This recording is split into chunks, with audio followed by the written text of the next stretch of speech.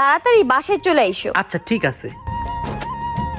আমাদের তো নতুন নতুন বিয়ে হয়েছে, আমি আসলে দেখতে চাই যে ও আমাকে কতটা ভালোবাসে। এক কাজ করি, আজকে ওর সাথে একটা প্র্যাঙ্ক করি। আমি বাসায় চলে আসছি। অন্তরা, আমি তোমাকে না অন্য কাউকে ভালোবাসি, তাই তোমাকে ছেড়ে চলে যাচ্ছি। হ্যালো বেবি, আমার বউ আমাকে ছেড়ে দিয়েছে, এখন আমি একবারে উন্মুক্ত। তোমার আর আমার ভালোবাসার মধ্যে আর কোনো বাধা নেই।